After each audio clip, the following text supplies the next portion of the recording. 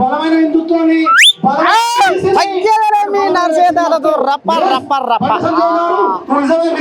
మరి మీ నరసేదాద కనుక ఏ రకంగా తగ్గేదేలే అని ఊరూరా తిరుగుతుండో ఇప్పుడు కేసీరామయ్య బిడ్డ కవితమ్మ కూడా తగ్గేదేలే నీ దండం పెట్టి బీసీలకు రిజర్వేషన్లు ఎట్లా ఏంది ఏం కథ అనేది ఇప్పుడు పట్టు పగాల మీద ఇక దండా చౌకాడ నీ దండం పెట్టి దీక్ష మొదలు పెట్టింది ఇక మరి అది చిన్న చిన్న దీక్ష ఏం కాదు 72 గంటల దీక్ష. ఇక మరి నా పక్క పొంటి అలా మామ ఉన్నాడు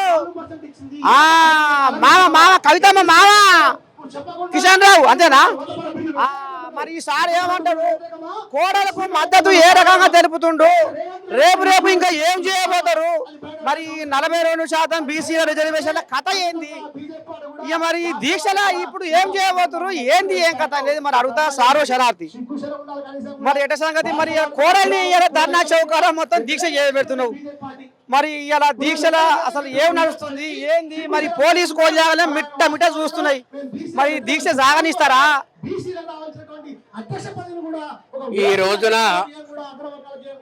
తెలంగాణలో బీసీ రిజర్వేషన్ కొరకు తెలంగాణ జాగృతి తరఫున మరియు పూలే ఫ్రంట్ తరఫున మరియు ఇతర బీసీ సంఘాల తరఫున కవితమ్మ మరియు కొంతమంది బీసీ సంఘాల నాయకులు 72 గంటల దీక్షలో కూర్చోవడం జరిగింది, నిరాహార దీక్షలో కూర్చోవడం జరిగింది. ఎందుకంటే ఈ దీక్ష ఈ రిజర్వేషన్ అనేది చాలా న్యాయమైనది కాబట్టి న్యాయమైన ఈ రిజర్వేషన్ ఇవ్వటానికి ఈ పోరాటం నడుస్తుంది కాబట్టి దీనికి యావత్తు బీసీ సంఘాలు బీసీ జనము బీసీలే కాకుండా ఇతర మరి జాతి కులాలు కూడా సపోర్ట్ చేయడం జరుగుతుంది. ఎందుకంటే ఒక బీసీల కొరకు బీసీలే పోట్లాడాలని లేదు. ఏ కులం వారైనా కానీ ఏ జాతి అయినా కానీ ఇంకొకరికి అన్యాయం జరుగుతున్నది అంటే ఎవరైనా కానీ దాని న్యాయం కొరకు పోరాడే హక్కు ఉంది. కొంతమంది మిడిమిడి జ్ఞానం ఉన్న నాయకులు మీరు బీసీ అయినా కవితమ్మ బీసీ అయినా మరి అంటున్నారు. మరి ఈ రోజున మనం చూస్తున్నాం మరి ఎంతో మంది దేవతలకు ఒక న్యాయమైన మంచి చెడు చూస్తుంటారు. వాళ్ళకు కులాలు లేవు, మతాలు లేవు. మరి న్యాయమైన మంచి వాళ్ళకు మంచి చేయాలన్న ఆలోచన ఉంటుంది. మరి వాళ్ళది ఏ కులం అనేది ముఖ్యం కాదు, ఏ జాతి అనేది ముఖ్యం కాదు. ఎవరికైతే అట్టడుగున ఉన్నవారికి కానీ మరి అధిక సంఖ్య ఉన్నవారికి కానీ అన్యాయం జరుగుతున్నప్పుడు పోరాటం చేయడం అనేది చాలా సమంజసము, చాలా న్యాయమైన పద్ధతి. అటువంటి పోరాట పంథాలను ఎన్నుకోవడం కూడా చాలా గొప్ప విషయం. మరి ఇప్పుడు బీసీ సంఘాలలో కవితమ్మకు మద్దతు వస్తుర్రా బీసీ సంఘాలలో? ఎందుకంటే కొంతమంది సంచిలో ఉండరు, కొంతమంది బుట్టలో ఉండరు అనేది మరి వాళ్ళ కాలకే సక్కిలేదు బీసీలలో కూడా అనేది కొంత సోషల్ మీడియాలో నడుస్తుంది. మరి ఇప్పుడు కవితమ్మకు మరి బీసీ సంఘాలలో కొంతమంది ఏమైనా మద్దతు ఇస్తుర్రా? అవుతుందేనా? బీసీ సంఘాలు ముఖ్యంగా తెలంగాణ ఉద్యమము మొదలైనప్పుడు ఈ తెలంగాణ ఉద్యమం 67లో మొదలైంది. 2014లో తెలంగాణ వచ్చింది. అంటే 33, 14, 47 సంవత్సరాలు పట్టింది. చాలా మంది జయశంకర్ వారు అటువంటి వాళ్ళు ఈరోజు అమరులైన కాబట్టి అటువంటి వారు పూనుకున్నారు. వారి శిష్యరికములో మరి కేసీఆర్ గారు తన డిప్యూటీ స్పీకర్కు రాజీనామా చేసిండ్రు. ఆ రోజు ఒక్కరే బయలుదేరిండ్రు. మరి ఒక్కరే బయలుదేరి 2001 నుంచి 2014 వరకు 13 సంవత్సరాలు పట్టింది. ఒక్కరు పోయి 10 అయినరు, 10 పోయి 100 అయినరు, 100 పోయి 1000 అయినరు, 1,00,000 అయినరు. తర్వాత యావత్ ప్రజానికము 3 కోట్ల తెలంగాణ ప్రజలు సపోర్ట్ చేశారు. ఈ ఉద్యమానికి కూడా ఈ ఏదైతే బీసీ ఉద్యమం ఉందో ఈ రోజున కొంతమందే రావచ్చు, రేపు యావత్ బీసీ సంఘాలే కాదు బీసీ స్త్రీలు, పురుషులు, పిల్లలు, ఎడ్యుకేటెడ్స్ అందరూ కూడా సపోర్ట్ చేస్తారు. వాళ్ళే కాకుండా ఏ కులమైన ఈ న్యాయమైన రిజర్వేషన్ కాబట్టి దీనికి కూడా అందరి మద్దతు ఉంటుంది. ఫార్వర్డ్ అని కాదు, అందరి మద్దతు ఉంటుంది. న్యాయమైన హక్కులకు పోరాడడం ఈ బీసీ ఉద్యమం మనం అనుకుంటున్నాం బీసీ అంటే 120 సుమారు కులాలున్నాయి. దాంట్లో ఎంతో మంది వృత్తి పని వారు ఉన్నారు. అందరికీ న్యాయం జరగాలి కాబట్టి వాళ్ళ జనాభా ఉన్నది కాబట్టి జనాభా ప్రతిపాదిక మీద అదే లెక్క ప్రకారం రిజర్వేషన్ కొరకు పోరాటం. కాబట్టి దీనికి నేను వారికి కవితమ్మకు మామయ్య అని కాదు, ఎందుకంటే తెలంగాణలో మేము కూడా తెలంగాణ ఉద్యమంలో స్టూడెంట్ లెవెల్ కూడా పోరాడినాం. అప్పుడు మరి ఈ రోజున కూడా న్యాయమైన పోరాటం కాబట్టి తప్పకుండా అందరి సపోర్ట్ ఉంటుంది. మరి ఇంకో ముచ్చట ఏంటంటే కవితమ్మ వాళ్ళ రాజ్యం వెళ్తేప్పుడు మరి బీసీల గురించి ఎందుకు కొట్లాడలేదు, మరి ఇప్పుడే బీసీల రాగం ఎందుకు ఎత్తుతుంది అనేది కూడా ఇప్పుడు ఈ కాంగ్రెస్ కోళ్ళాగలు అంటున్నాయి, ఈ బీజేపీ కోళ్ళాగలు అంటున్నాయి, సోషల్ మీడియా కోళ్ళాగలు కూడా అక్కడెక్కడెక్కడెక్కడ వినపడుతుంది. మరి ఏం చెప్తావు వాళ్ళకు?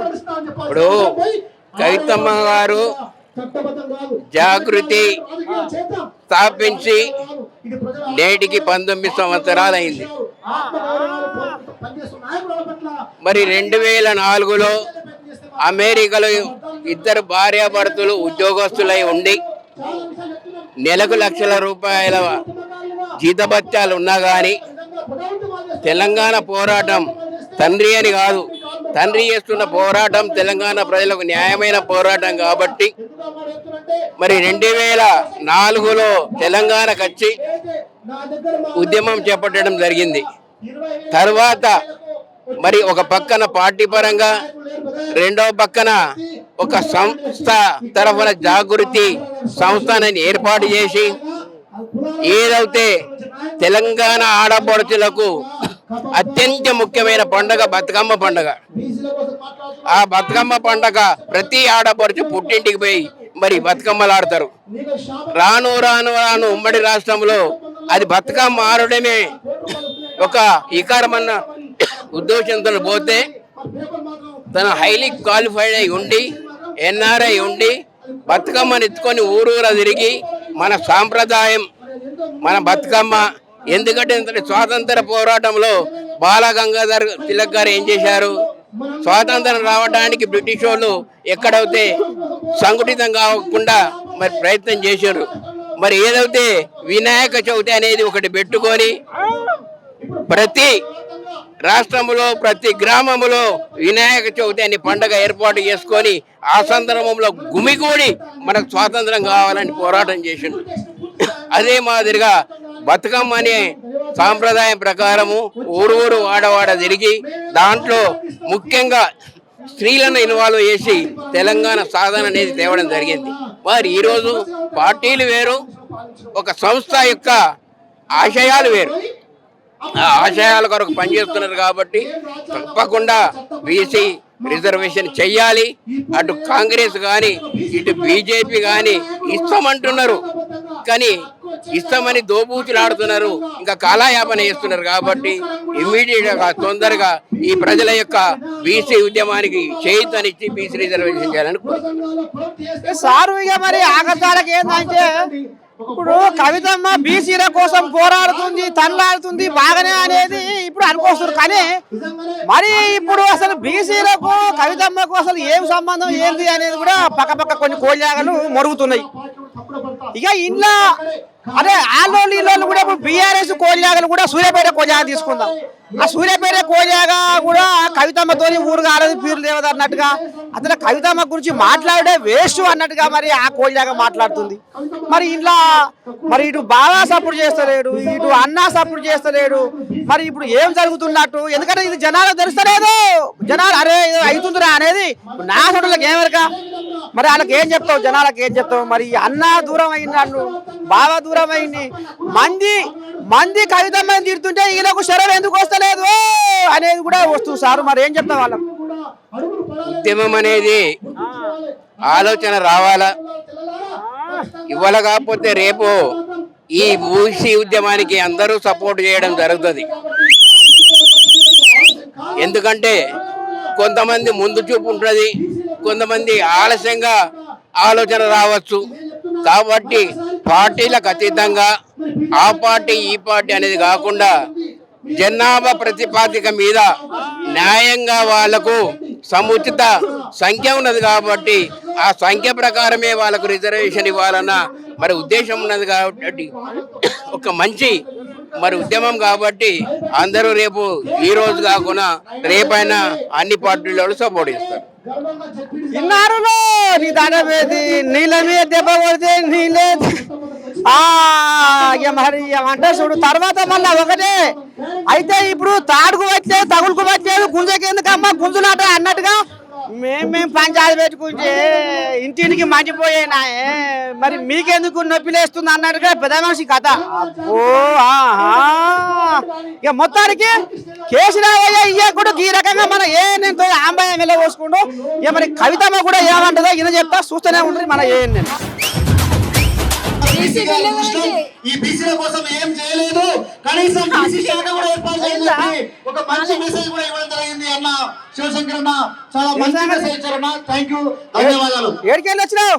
అదే విధంగా ఈ నిరాహార దీక్షకు తండోపతండాలుగా రంగారెడ్డి జిల్లా విద్యార్థులు నవీన్ గౌడ ఆధ్వర్యంలో మరి కవితమ్మ ఏం మీటింగ్ పెట్టింది? స్వాగతం తెలియజేస్తా ఉన్నాం. తెలంగాణ అదే విధంగా వివిధ యూనివర్సిటీలు మరి ఏం మీటింగ్ అన్నట్టు కవితమ్మది కవితమ్మ మీటింగ్ అంటే ఏం మీటింగ్ ఓడరా? నిరాహార దీక్ష మీటింగ్ పేరు కూడా వచ్చినాయి సౌతులు. ఏంది మరి ఇలా కథ ఏందన్నట్టు ఇలా ఏమి నడుస్తుంది? మా కోసం పోరాడుతుంది కదా, డబ్బులు ఇస్తదంట తిన్నా అదే పథకాలు ఉన్నాయి కదా, అర్థం కాక కొద్దిగా ఏటో మాట్లాడితే ఇది చేయకు. పథకాలు బీసీలకి పథకాలు వాటి కోసం పోరాడాలి అంటే వచ్చినాం.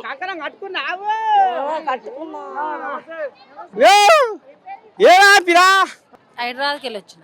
పట్టణమేనా మరి ఎట్టు సంవత్సరం ఎట్టుంది? అట్లే ఉండదు, ఎట్లా అంటే మనం అనుకోనిది అట్లే ఉంటది. ఎట్లయినా ఇప్పుడు కవితమ్మ తోక పట్టుకొని తిరుగుతున్నావు, ఏం సాధిస్తావు? కవితమ్మ తోక పట్టుకొని తిరుగుతున్నాం అంటే కవిత ఎట్లా చెప్తే అట్లా ఇందామని తిరుగుతున్నాం. ఏం చేయాలి కాదు ఇలా ఏందన్నట్టు ఇలా ఏం మీటింగ్ అన్నట్టు తెలియదు మాకు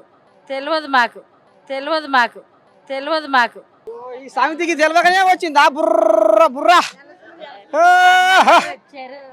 చెప్పేసా ఇట్లా చేస్తుంది పిల్ల. అమ్మా ఏదో ఉందే, ఏదో నడుస్తుంది కథ. రేవంత్ రెడ్డి వస్తే ఏం పనులు లేవు. కవితమ్మ కొట్లాట్ల న్యాయం ఉందటవా? ఉంది, న్యాయం అవుతుంది, పక్క కావాలి, న్యాయం కావాలి. ఏం పని మీద వచ్చినావు? రిజర్వేషన్ ఇస్తారట కదనే, రిజర్వేషన్లు బీసీలకు అందుకొరకు వచ్చినాం. ఏం లేదు, ఆ 4,000 ఇస్తారని పింఛన్ 4,000 లేదు, ముసలి వస్తున్నారు, ఏం లేదు, ఎక్కడ చెప్పు అక్కడనే. పట్టమేరా ఏంటన్నాడు మరి ఇయ్యాలా? మరి కవితమ్మ మొండిపాటే పట్టిందా, నడవంగా ఎత్తేస్తుందా? ఏం లేదు, మంచి చేస్తారు. మద్దతు ఇస్తారా మీరు? ఇస్తాం. పని మీద వచ్చా ఊరికి? మీటింగ్ అట ఏం మీటింగ్? నాకు తెలియదు. మీటింగ్ జరగకుండానే వచ్చినావా? చెప్పలే దగ్గరకు వస్తే ఆడికి ఎంత వాళ్ళకి వచ్చారు. కథ అమ్మింది. ఏం చెప్తా ఇన్నకి వచ్చిన అంటే మరి ఇప్పుడు దేనికోసం కొట్లాడుతుంది? బీసీ బిల్లు గురించి కొట్లాడుతుంది, గొడవ పడుతుంది అందరితోని. మా పార్టీ అపోజిట్ ఉంది కాబట్టి మా పార్టీ గురించి మనం మాట్లాడుకుంటాం అన్నారు. మరి ఆయన కొట్లాడలేదట కదా అయ్యే పెత్తాన ఉన్నప్పుడు? ఆయన కొట్లాడే వచ్చింది కదా, ఇప్పుడు ఈమె కొట్లాడే వస్తారు. ఇప్పుడు ఆయన కూడా కొట్లాడే కదా వచ్చింది. కాదు బీసీల గురించి కవితమ్మ వాళ్ళ అయ్య రాజ్యం వెళ్తాడు కొట్లాడలేదటగా, ఇప్పుడు కొట్లాడుతుందట. కొట్లాడండి అప్పుడు కూడా కేసీఆర్ అప్పుడు కొట్లాడే, ఇప్పుడు బిడ్డ కూతురు కొట్లాడుతుంది, మనవరాలు గట్టిగానే ఉంది, బిడ్డ కొట్లాడుతుంది. ఇప్పుడు మరి అలా వచ్చే వాళ్ళకేనా బువ్వ బుగ్గి ఉందా? ఉత్తదేనా? ఉత్తదే ఉండ పెడుతున్నట్టున్నారు ముంగట, కానీ చూస్తలేము, ఇంకా ముంగట పోతే తెలుస్తుంది పెడుతుంది. అట్లా ఇప్పుడు బువ్వ తినకుండా చేస్తురా తిని చేస్తురా? తినకుండానే చేస్తున్నాం. అమ్మో గట్టిదే మన ఏమైనా నువ్వేడికి వెళ్ళి వచ్చినావు? సిగ్గుపడుతుంది ఇక మరి కోళ్ళేగా, మరి ఎక్కడికి వెళ్ళి వచ్చి ఎట సంగతి మరి? తగరిని పట్టుకొని వచ్చింది కోళ్ళేగా ధర్నా చౌక్ కాడికి. మరి ఏంది పిల్ల గొర్రెపూడని తీసుకొని వచ్చినావు ఇక్కడ కథ ఏం నడిపిస్తున్నావు ఎట సంగతి? కవితక్క గారు బీసీల కోసం బీసీలకు 42% విద్యాపరంగా ఉద్యోగపరంగా రాజకీయంగా అవకాశాలు రావాలని కవితక్క గారు ఈ నిరాహార దీక్ష చేస్తున్నారు కాబట్టి కామారెడ్డి జిల్లా నుంచి వివిధ కుల సంఘాలు మా కుల వృత్తులతో సహా ఇక్కడికి వచ్చి అక్కగారికి మద్దతు ఇవ్వడం జరిగింది. అట్లా మరి కాదు పిల్లగా మరి కవితమ్మ మరి అప్పుడు ఏం కొట్లాడలేదు వాళ్ళు అయ్యే పెత్తాన ఉన్నప్పుడు బీసీల గురించి, మరి ఇప్పుడు బీసీల రాగం ఎత్తుకుంది అంటున్నాయి కోజాగలు, ఏం చెప్తా వాళ్ళకు? ఇప్పుడు స్థానిక సంస్థల ఎన్నికలు ఉన్నాయి, దానివల్ల బీసీ బిడ్డలకు చాలా నష్టం జరుగుతుంది కాబట్టి బీసీలకు 42% రాజకీయంగా అవకాశాలు కావాలి. సమాజంలో ఏ వర్గంకి అన్యాయం ఎప్పుడు జరిగితే అప్పుడు కవితక్క గారు ముందుంటారు. మరి కవితమ్మ ఈ బీసీల ఉద్యమాన్ని ముంగడు తీసుకుపోతుందా, నడవంగా కారెత్తేస్తుందా? కవితక్క గారు ఏ ఉద్యమం పట్టుబట్టి విజయం సాధించే వరకు వదలదనే ఉద్దేశంతో ఇవాళ కవితక్క గారి నాయకత్వంలో మేమందరం పనిచేస్తున్నాం. చూసావా కోయిల గట్టి పట్టు మీద ఉంది.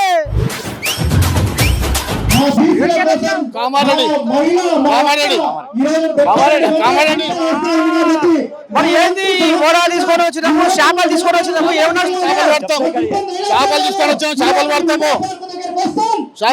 మేము. మరి చేపలు తీసుకొని వచ్చాము ఎందుకు కొంటున్నా? మా కుల పూర్తి మా కుల వృత్తి చేపలు పడతాం. కుల వృత్తి ఇప్పుడు చేపలు తీసుకొని వచ్చినావు కానీ ఇంతకు కూడా ఏం జరుగుతుందో ఎరికేరా?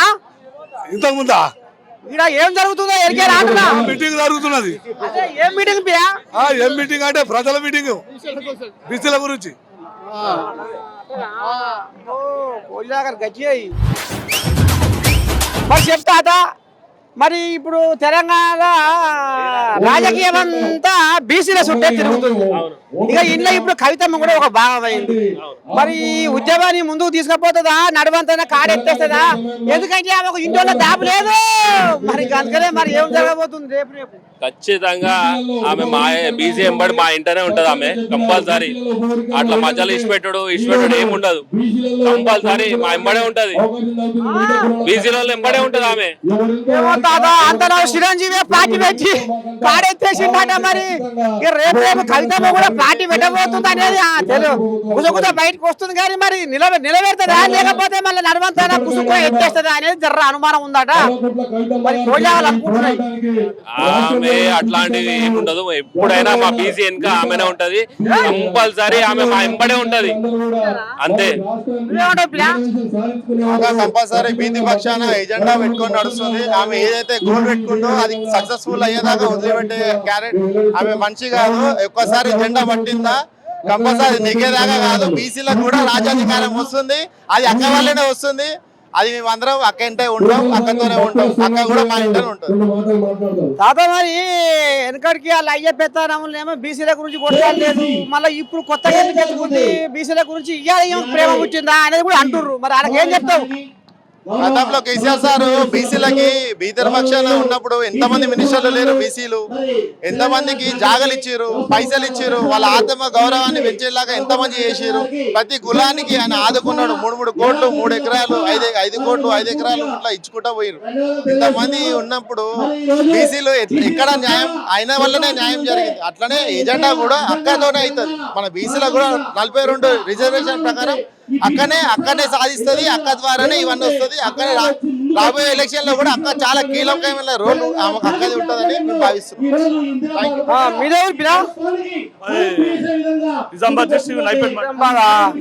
మరి ఎట్లా అన్నట్టు మరి కవితమ్మకు ఏ రకంగా మద్దతు ఇస్తున్నావు? రాబోయే రోజుల్లో బీసీల ఉద్యమం మరి కవితమ్మ ఉధృతం చేస్తుందా? ఈ బీసీల బిల్లు కథ ఏంది?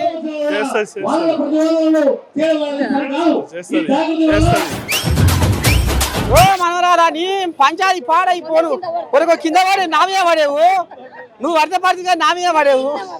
ఇక మరి కవితమ్మకు మద్దతుగా మరి ఇక మా మనవరాళ్ళు మా అక్కజెల్లెళ్ళు రామసక్కదనంగా గాజుల కంప వేసుకొని గలగల గలగల ఆడి అడుగు పెట్టిరు ధర్నా చౌకులా. ఇక మరి ఏం చెప్పబోతారు, ఏంది ఏం కదా, ఏం పని మీద వస్తుంది? అద్దాలు బొట్టు సీసాలు అమ్ముతందుకు వచ్చినాం ఈడికి కవితక్క దగ్గరికి. కవితక్క మద్దతుకు వచ్చినావా బేరానికి వచ్చినావా? మద్దతుకు వచ్చిన నువ్వేం పని చేసావు? మేము కవిత గారికి వచ్చినాము. మరి ఈడ ఏం నడుస్తున్నట్టు కవిత మరి? కవితమ్మది మీటింగ్ నడుస్తుంది. అదే ఏం మీటింగ్ ఓడునా? బీసీలది. మా కులం గుర్తింపు కావాలి, మాకు పూసలలో గుర్తింపు కావాలని వచ్చినాం మేము. ఇదే మా మనవరాలు అమ్మని దండం పెట్టి పేరు కూడా వచ్చింది. గుర్తింపు కావాలి, కవితతో కొట్లాడటానికి వచ్చినాం మేము. కవితమ్మతో కొట్లాడతావా? మాకు గుర్తింపు కావాలని ఆమెతో అడుగుతానికి వచ్చినాం మేము. సంధ్య సంకల పిల్ల నువ్వు ఏంది గందరకు ఇది మేము చేసే బాధ, ఇది మేము అమ్మేదే ఇది కదా. సృష్టి చక్రంలో వృత్తి ధర్మాన్ని పాటించని బతుకు వ్యర్థము. సృష్టి చక్రంలో వృత్తి ధర్మాన్ని పాటించని బతుకు వ్యర్థమని ఆనాడు భగవద్గీతలో పరమాత్ముడు శ్రీకృష్ణుడు అన్నాడు. ఇక ఆ రకంగా మరి ఎక్కడ మా వృత్తి ఏమైపోతుంది, కుల వృత్తుల భాగవతం ఏందో తెర మీద తీసుకొచ్చారు కుల సంఘాలలో. ఇక ఈ రకంగా మరి గాజుల వృత్తులు ఈ రకంగా ఆంబాయ వెళ్ళబోసుకుంటారు. మా అక్క తినవాగుతుందేనా? కవితకు చూసిపోయి తిందామని కవితకు కలిసి మనం చూడగానే మరి ఆకలి చల్లారిందా? మా కష్టం చెప్పుకోవాలి కదా కవితకు. మరి మాది కూడా పెద్ద కులం కావాలి కదా. ఎప్పుడు ఇట్లే కింద పడేసి ఎట్లా మేము ఎట్లా బతకాలి? మాకు కూడా రిజర్వేషన్ రావాలి కదా. చిన్నసనదేం కదా నా సమితి. మా పిల్లలకన్నా పెద్దోళ్ళు కావాలి కదా, వాళ్ళకన్నా కావాలి కదా. మరి ఏం పని మీద వచ్చినావా? ఏమైతుంది భాగవతం? కవితకు మద్దతు ఇస్తానికి వచ్చినాము. మాకు ప్రభుత్వము మా కులాలని గుర్తించట్లేదు. గుర్తించాలని చూడాలని మా ప్రతి మీటింగ్ కు మా గంపలు ఎత్తుకొని ప్రతి సభ్యులము అందరం కలిసి ఊర్లో తెలుసుకొని అన్ని మీటింగ్లకు మేము వెళ్తున్నాము. చేస్తే ఊరులు రాబోయే రోజుల్లో ఓ అమ్మ ఇంటూ రావే కథ ఎట్ట సుధారణ కూడా ఏ ఊరు అక్క? ఏంది మరి బువ్వ తినవా? కండు లొట్టలు పోయినాయి, పాడైపోయిన ముఖం అంత అవసిపోయింది. ఏమైనా మీటింగ్ ఈ మీటింగ్ చల్లకుండా పానం ముక్కులకు వచ్చినా కవిత అని కలవరిస్తుంది. మరి ఏం చెప్పిందా ఇప్పుడు వైద్యురాడికి? కొట్లాడదాం అంటుందా? పుత్తదేనా మద్దతు ఇస్తావా? మరి మరి కాడెత్తేస్తావా? ఇక మరి చెప్పే అసలు ఏంది మరి ఇప్పుడు కవితమ్మ ఏమి లేదు కానీ ఇక మరి ఆ లయ్య రాజ్యం వెళ్ళినప్పుడు కవితమ్మ ఎందుకో కనపడదాయే? బీసీలో మూట కట్టుకొని బీసీలో సంగలేసుకొని బీసీలో మోసుక తిరుగుతుంది గీయాలా అంటూనే కోళ్ళగల తాత. మరి వాడికి ఏం చెప్తావు? అది అన్నటోళ్ళు మస్తు అంటారు. అప్పుడున్న వాళ్ళు ఏం చేసిళ్ళు? అప్పుడున్న వాళ్ళు ఉన్నారు కదా, ఇప్పుడు వీళ్ళందరూ కూడా అప్పుడు అడగలేరు. ఎందుకు? ప్రభుత్వం ఉన్నప్పుడు ఏదో ప్రతిపక్షాలను అడగాలి కదా, అడుగుతూనే అన్నం పెడతారు కదా. ఈరోజు అడగనికే ఈరోజు బీసీ కాకుండా కూడా బీసీల కోసము, సంచార జాతుల్లో ఉన్న కోసము, ఎంబీసీల కోసము బయటికి వచ్చి కొట్లాడుతున్నప్పుడు మనమైతే మద్దతు ఇవ్వాలి కదా. మా మాటలైతే తినరాయి, ఒకరు పెద్దోళ్ళు చెప్తారు వింటారా? ఆమె ముందుకు వచ్చినప్పుడు ఆమె అంత కష్టపడవచ్చు 72 గంటల్లో బతుకుతుందా చస్తుందా తెలియదు. బతుకుతా అది ముందలకు వచ్చి నా బతుకు బీసీల గురించి నేను కొడతా, నా ప్రాణం పోయినా బీసీల గురించి పోతాను నేను అని ముందుకు వచ్చింది. అంత మహాతల్లి చేసినప్పుడు మా కులాలైతే మద్దతు ఇవ్వాలి కదా. ఆమె ఏమన్నా వాళ్ళ పిల్లల్ని నిలబడతారా? రేపు వాళ్ళకి రిజర్వేషన్ కావాలన్నా వాళ్ళ పిల్లల గురించి అంటలేదు కదా, ఆమె గురించి అంటలే కదా, వాళ్ళ కుటుంబం గురించి అంటలే కదా. మా కోసం వచ్చింది, మా కోసం కొట్లాడుతున్నది, మా కోసం బీసీల గురించి కొట్లాడుతున్న పోవాలే కదా. ఇప్పుడు దేశ ప్రధాన మంత్రి బీసీ, ఎవరి గురించి చేస్తు మాకు బీసీలకి ఏమని చేస్తుండా? ఏమి లేదా. ఆయన ఏం చేస్తుంది? అది రెడ్డిలకి రాజులకి వాళ్ళకి చేస్తారు. ఇక్కడ రెడ్డిలు ఉన్నారు, ఒక ఆయన అంటాడు ఇప్పుడు దాకా నిన్నటిదాకా అంట లిల్లు పుట్టని అదే అని. వాళ్ళందరూ ఏం చేస్తున్నారు? రెడ్డిలు మమ్మల్ని రానిచ్చారు ఎక్కడన్నా? ఎవరు రానియలే రెడ్డిలు. ఇప్పుడు మాకు బీసీలకు మాకు రిజర్వేషన్ వస్తే 42% రిజర్వేషన్, దాంట్లో సంచార జాతులకి మంచి గుర్తింపు వస్తుంది. ఇప్పటిదాకా కూడా చట్టసభలో లేని కులాలు ఈ సంచార కులాలు, వాళ్ళకి న్యాయం జరుగుతుంది. న్యాయం చేసే నాయకురాలు వచ్చింది, ఆమెకు అందు గురించి మద్దతు ఇస్తున్నాం మా పూతల సంఘం తరఫున. తాత ఇప్పుడు భువనగిరి కోయిలాగ ఏమంటుంది అంటే ఎరికేనా? భువనగిరి కోయిలాగ చామరా మరి ఇప్పుడు బీసీలకు 42% రిజర్వేషన్లు మేము ఇయనే ఇస్తుంటివి, వాళ్ళకు చెప్పనే చెప్తుంది కామారెడ్డిలా. మళ్ళీ ఇప్పుడు కవిత మీద కొత్త రాగం ఏంది? బీసీల రాగము ఇంకో వేరే రాగం ఎత్తుకోమని అంటుంది ఆ కోయిలాగా. ఇప్పుడు మీ మీడియా ద్వారా ఒకటే చెప్తున్నా, చామల ఎంపీ గారికి, ఆయన కేంద్రంలో ఒక ఎంపీగా ఉండి ఈ రోజు ఏదైతే ప్రజాపాలన ముందుకు వచ్చిన కాంగ్రెస్ ప్రభుత్వము 42% బీసీలకు రిజర్వేషన్ ఇస్తున్నప్పుడు మరి ఇదే ప్రభుత్వము కాంగ్రెస్ ప్రభుత్వము రేవంత్ రెడ్డి సర్కారు మరి అసెంబ్లీలో తీర్మానం చేసి మరి కాంగ్రెస్ బీజేపీ రెండు కేంద్ర రాష్ట్రాలు కదా, మరి బీసీల బిల్లు ఆమోదించవచ్చు కదా, ఎందుకు ఈ దొంగ వైఖరి చేస్తున్నారు? ఇలా అదే దొంగ వైఖరిని ఆడిటర్లు తీసుకొచ్చినందుకు కవితక్క గారి ఆధ్వర్యంలో ఈ రోజు ఇందిరాబాద్ దగ్గర బీసీల పక్షాన నిలబడ్డ వ్యక్తి మన జాగృతి ఆధ్వర్యంలో కవితక్క గారు. మరి ఇది న్యాయం కాదా? ఇది బీసీల పక్షాన నిలబడే తప్ప, బీసీల వాదన వాటా అడగడం తప్ప, ఇలా స్థానిక సంస్థలు సర్పంచ్ ఎంపీటీసీలు వార్డు సభ్యులు వారి బీసీలు కావడం తప్ప, బీసీలు పుట్టడం మా పాపమా? మరి బీసీలు పుట్టడం అనేది సభ్య సమాజాన్ని బీసీలు ఇలా వెలుగులోకి వచ్చారు. మీ మీడియా ఛానల్ ద్వారా నేను ఒకటే చెప్తున్నా, చామల కిరణ్ కుమార్ రెడ్డికి బీసీల పక్షాన అవగాహన లేదు. ఆయన పూర్తిగా ఒక రెడ్డి సామాజిక వర్గాన్ని మీదనే అవగాహన ఉన్నది. ఇలా బీసీలు ఇలా అప్పటి బీసీలు కాదు. తెలంగాణ ఉద్యమంలో ఇదే జాగృతి ఆధ్వర్యంలో బ్రహ్మాండమైన కార్యక్రమాలు చేసినాం. అదే జాగృతి కింద ఇలా బీసీ రిజర్వేషన్ సంపాదించుకోవడం. కానీ ఎడల మరి బీసీలు మాత్రం మహా దండయాత్ర సిద్ధంగా ఉన్నారని కూడా సందర్భంగా తెలియజేస్తున్నాం. ఏమో తాత, ఇప్పుడు ఇంట్లో దాపు లేదు. ఆడ జగన్ సంసారం ఎట్టయిందో ఇప్పుడు ఇక్కడ కవితమ్మ సంసారం అయింది. అక్కడ చెల్లె దూరం అయినట్టు అన్న దూరం అయిండు. ఇక మరి రాంగపోగా పొడుగు నుంచి పొడుగు దాకా ఈ ఉద్యమం నడిపిస్తుందా, మరి నడవంతానే కాడెత్తేస్తుందా అనేది కూడా గుసగుస కోళ్ళాకలు సోషల్ మీడియా కోళ్ళాకలు కూస్తున్నాయి తాత.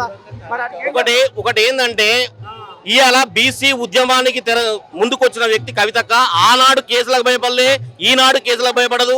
ఏనాడు కూడా ఉద్యమం బిడ్డ, బీసీ బిడ్డ కాకుండా ఇవాళ బీసీ రిజర్వేషన్, మహిళా రిజర్వేషన్ కింద కేంద్రంలో నరేంద్ర మోడీ మెడల్ వంచి కూడా ఆనాడు ధర్నా చేసింది. అదే ఢిల్లీ జంతర్ మంతర్ దగ్గర. మరి అది గుర్తుకు రాలేదా? ఇవాళ ఒకటే బీసీల పక్షాన నిలబడ్డందుకు ఇవాళ కక్షబుద్ధి రాజకీయాలు చేసి ఇలా వ్యక్తిగత విమర్శలు కేసీఆర్ గారిని, కేటీఆర్ గారిని ఇలా ఫ్యామిలీ విషయంలో అవసరం లేదు. ఏది పొలిటికల్ గా బీసీల పక్షాన నిలబడుతుంది. అవసరంగా మీరు మద్దతు ఇవ్వండి, లేకపోతే ఊకోండి. బీసీలు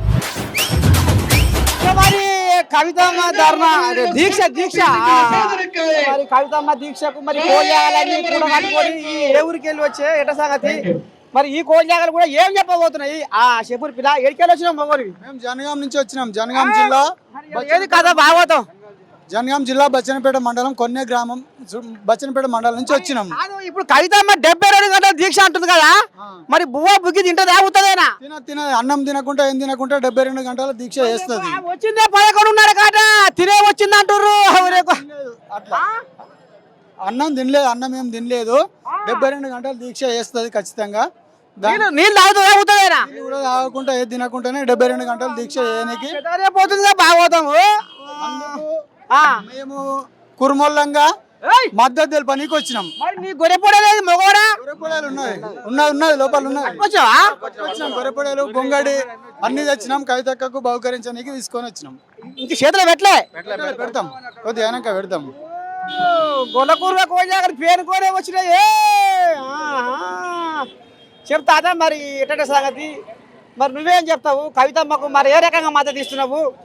మరి 72 గంటల దీక్ష అంటుండే, మరి 72 గంటల దీక్షకు మరి ఈ మునిపే మరి ఎండాకాలంలో ఎండ కొడుతుంది తాత. మరి పుసుకున్న ఏమన్నా అయితే ఏంది ఎవరు బాధ్యులు? ఏదేమైనా కానీ వాళ్ళ తండ్రి తెలంగాణ సాధించిండు. 14 సంవత్సరాల సుదీర్ఘ పోరాటం, తెలంగాణ ప్రజల సహకారంతో, విద్యార్థులు, మేధావులు, వ్యవసాయదారులందరి సహకారంతో తెలంగాణ రాష్ట్రాన్ని సాధించిండు వాళ్ళ నాయన గారు.